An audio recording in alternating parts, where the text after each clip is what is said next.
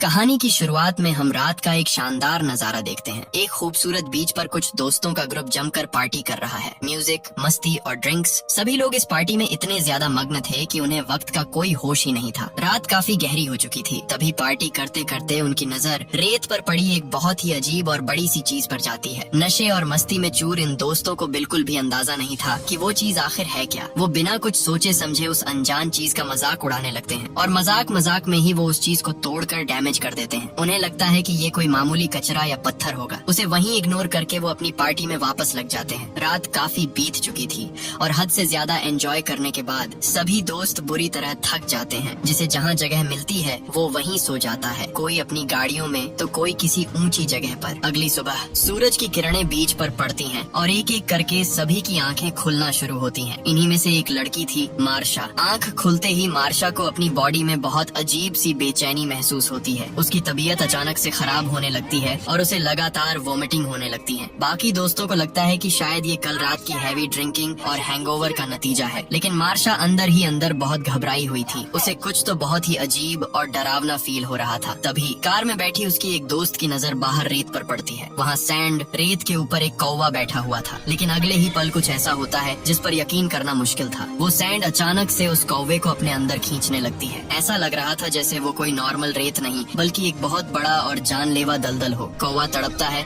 और पलक झपकते ही रेत के अंदर गायब हो जाता है। ये खौफनाक नजारा देखकर वो लड़की बुरी तरह डर जाती है और चिल्लाते हुए अपनी दोस्त मार्शा से कहती है, मार्शा अपने पैर रेत पर मत रखना, वहाँ खतरा है। लेकिन बहुत देर हो चुकी थी। इससे पहले कि मार्शा अपनी दोस्त की बात समझ पाती, उसका पैर उस जानलेवा रेत पर पड़ चुका था और देखते ही देखते सैंड उसे अपने अंदर खींचने लगती है। मार्शा घबरा कर अपने पैर को बाहर निकालने की पूरी ताकत लगा देती है, लेकिन वो नाकाम रहती है। वो रेत किसी चुंबक की तरह उसे जकड़ चुकी थी। अपनी जान बचाने के लिए मार्शा अपने हाथों का इस्तेमाल करती है, लेकिन ये उसकी सबसे बड़ी गलती थी। उसके हाथ भी उसी रेत में बुरी तरह फंस जाते हैं। अब मार्शा खौफ से कांप रही थी और दर्द के मारे जोर जोर से चीखने लगती है। उसके दोस्त उसे तड़पता हुआ देख रहे थे, लेकिन कोई भी उसकी मदद के लिए नीचे नहीं जा सकता था, क्योंकि जो भी उस रेत पर कदम रखता उसका भी यही अंजाम होता। मार्शा की ये दर्दनाक हालत देखकर कार में बैठा उसका एक दोस्त खुद को रोक नहीं पाता। वो उसे बचाने के लिए बाहर निकल आता है। बाकी सब उसे चीख चीख कर मना करते हैं, मत जाओ, रुक जाओ, लेकिन वो किसी की नहीं सुनता। जैसे ही वो लड़का सैंड के ऊपर भागते हुए जाता है, अचानक उसका बैलेंस बिगड़ता है और वो सीधे मुंह के बल रेत पर गिर पड़ता है। और अब जो होता है वो किसी बुरे सपने से कम नहीं था। मुंह के बल गिरने की वजह से उसके चेहरे की स्किन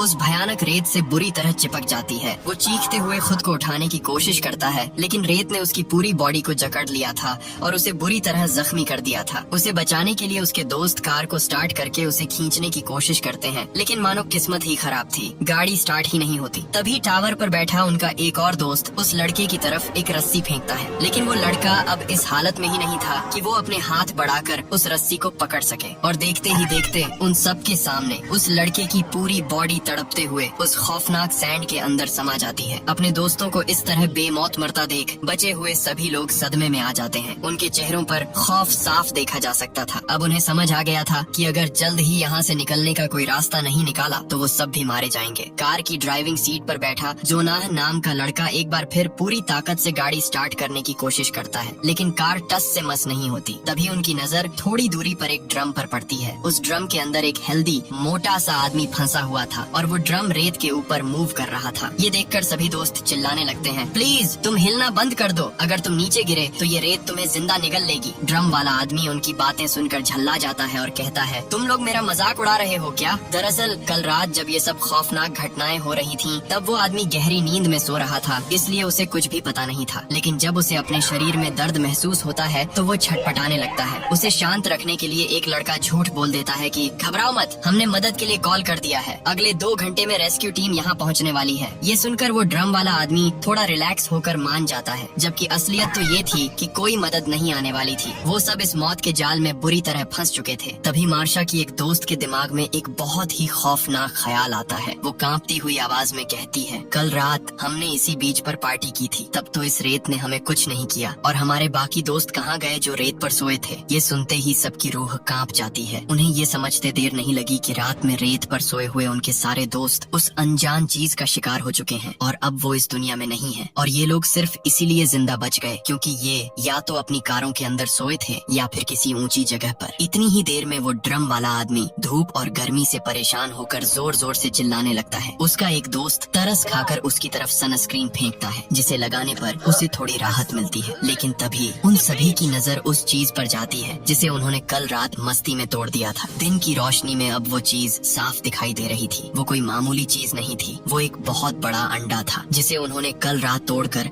अपनी जिंदगी की सबसे बड़ी गलती कर दी थी। अंडा टूटकर 2 हिस्सों में बंट चुका था, जिसका सीधा सा मतलब था कि उसके अंदर जो भी खौफनाक क्रिएचर था वो अब बाहर आ चुका है, और वही क्रिएचर इस सैंड के नीचे छुपकर उन सब का शिकार कर रहा है। ये कंफर्म करने के लिए मार्शा की दोस्त रेत पर एक चीज फेंकती है और सैंड तुरंत उसे अपने अंदर खींच लेती है। अब ये साबित हो चुका था कि मौत उनके ठीक नीचे उनका इंतजार कर रही है। ये सब देखकर जोनाह कहता है कि हम हाथ पर हाथ रखकर मौत का इंतजार नहीं कर सकते, हमें खुद ही कुछ करना होगा। वो हिम्मत करके एक स्केटबोर्ड उठाता है और कार से निकलकर पास रखे एक टेबल तक पहुंचने का रिस्क लेता है। वो स्केटबोर्ड को रेत पर रखकर बड़ी ही सावधानी से उस पर चलने लगता है। सब कुछ ठीक चल रहा था, लेकिन जैसे ही वो टेबल के पास पहुंचने वाला होता है, उसका स्केटबोर्ड स्लिप हो जाता है। जोनाह का पैर फिसलता है और वो उस खौफनाक रेत के बेहद करीब पहुंच जाता है। तभी सैंड के अंदर से कोई अनजान और खौफनाक चीज तेजी से बाहर निकलती है और जोनाह के पेट को चीरती हुई टच कर जाती है। लेकिन जोनाह गजब की हिम्मत दिखाता है और बिना 1 सेकंड गंवाए फौरन छलांग लगाकर टेबल के ऊपर चढ़ जाता है। टेबल पर एक बैग रखा था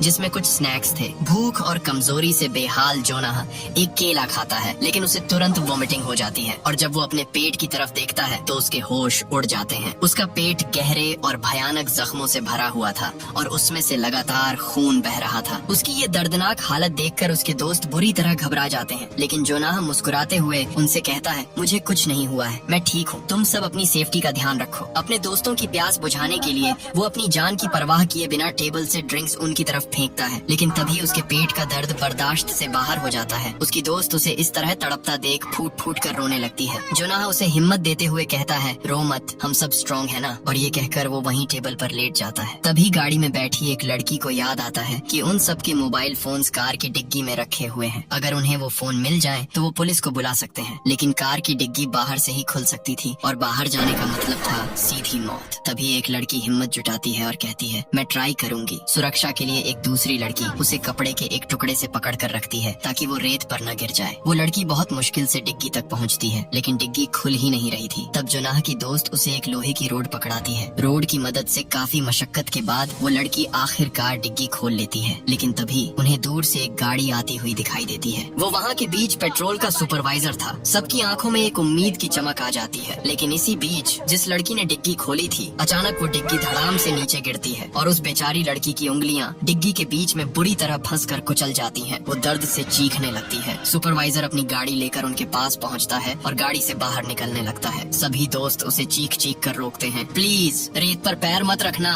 नीचे मत आओ। लेकिन सुपरवाइजर को लगता है कि ये सब नशेड़ी बच्चे हैं जो ड्रग्स लेकर ड्रामा कर रहे हैं। पर जैसे ही वो सुपरवाइजर रेत पर पैर रखता है, सभी हैरान रह जाते हैं। सैंड उसे अपने अंदर नहीं खींचती। सबसे पहले वो जोनाह के पास जाता है और उसके पेट के खौफनाक जख्म देखकर दंग रह जाता है। फिर वो उस ड्रम वाले आदमी को निकालने की कोशिश करता है, लेकिन उसका वजन बहुत ज्यादा था। सुपरवाइजर कहता है, मैं अभी अपनी टीम को बुलाता हूँ, लेकिन मुझे समझ नहीं आ रहा तुम लोग ये क्या पागलपन कर रहे हो। तभी जोनाह की दोस्त रोते हुए कहती है, हमारी दोस्त की उंगलियां डिग्गी में फंसी हैं, प्लीज उसकी मदद करो। सुपरवाइजर उसके पास जाता है, लेकिन उसे निकालने की कोई खास कोशिश नहीं करता। ये देखकर जोनाह की दोस्त गुस्से में चिल्लाने लगती है। सुपरवाइजर चिढ़ते हुए कहता है, तुम मुझसे इतनी बदतमीजी से क्यों बात कर रही हो, आखिर ड्रामा क्या है। वो चिल्लाकर जवाब देती है, क्या आपको दिख नहीं रहा हम किस मुसीबत में हैं? इस रेत ने हमारे 2 दोस्तों को जिंदा निगल लिया है। सुपरवाइजर हंसते हुए कहता है, मुझे ही बेवकूफ बनाने के लिए मिले थे? अगर ऐसा है तो देखो, मैं भी तो इसी सैंड पर खड़ा हूँ, मुझे तो कुछ नहीं हुआ। सुपरवाइजर गुस्से में अपनी गन निकाल लेता है, लेकिन इसी हड़बड़ी में उसकी गाड़ी की चाबियां रेत पर गिर जाती हैं। सभी एक साथ चिल्लाते हैं, नहीं, सैंड पर हाथ मत लगाना। पर वो घमंडी सुपरवाइजर किसी की नहीं सुनता। जैसे ही वो अपनी चाबियां उठाने के लिए सैंड को छूता है, वो खौफनाक क्रिएचर उसके हाथ को जकड़ लेता है। सुपरवाइजर घबराकर अपने दूसरे हाथ से पेपर स्प्रे निकालकर सैंड पर छिड़कता है, लेकिन उस मॉन्स्टर पर इसका कोई असर नहीं होता। क्रिएचर इतनी जोर से खींचता है कि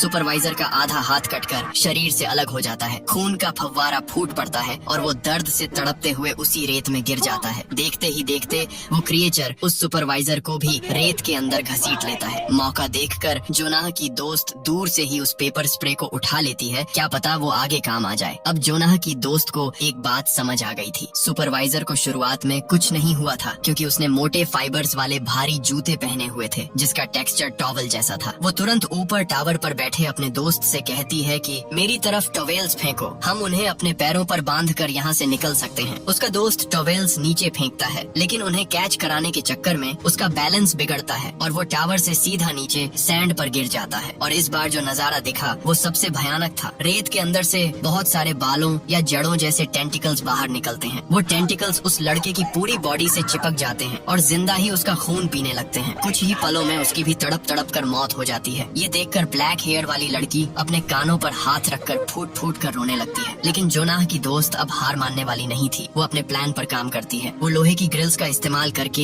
एक के बाद एक रास्ता बनाने लगती है। वो छलांग लगाकर कार की छत पर आती है और उस लड़की की फंसी हुई उंगलियों को आखिरकार आजाद कर देती है और उसके कटे हुए हाथ पर टॉवल बांध देती है। उधर वो ड्रम वाला आदमी जो अब तक फंसा हुआ था, उसका शरीर अब सूजन की वजह से ड्रम के किनारों से छिलने लगा था। उसके शरीर से खून बहकर सीधा सैंड में जा रहा था। खून की महक पाते ही वो सारे खौफनाक टेंटिकल्स तेजी से उस ड्रम की तरफ बढ़ते हैं। वो टेंटिकल्स ड्रम को नीचे से खाली कर देते हैं और पलक झपकते ही उस भारी भरकम आदमी को ड्रम समेत रेत के अंदर खींच लेते हैं। एक और खौफनाक मौत। अब तीनों लड़कियों ने ग्रिल की मदद से कार से लेकर टेबल तक एक रास्ता बना लिया था। ब्लैक हेयर वाली लड़की सावधानी से जोनाह के पास पहुंच जाती है। अब बारी थी उस लड़की की जिसकी उंगलियां कट चुकी थी। वो ग्रिल पर बैलेंस बनाते हुए आगे बढ़ती है लेकिन तभी उसके कटे हुए हाथ से खून की एक बूंद सीधे नीचे सैंड पर गिरती है। एक बूंद खून और वो क्रिएचर तुरंत बाहर आ जाता है। क्रिएचर को देखकर वो लड़की इतना डर जाती है कि उसका बैलेंस बिगड़ जाता है और वो सीधे उस मौत के दलदल में जा गिरती है। क्रिएचर बिना रहम किए उसे रेत के अंदर खींच लेता है। उधर ब्लैक हेयर वाली लड़की अपने पैरों पर टॉवेल्स बांधकर सैंड पर चलने का रिस्क लेती है। टॉवेल्स की वजह से क्रिएचर उसे महसूस नहीं कर पाता और वो सही सलामत सुपरवाइजर की गाड़ी की छत पर पहुंच जाती है। लेकिन गिरते वक्त सिर में गहरी चोट लगने के कारण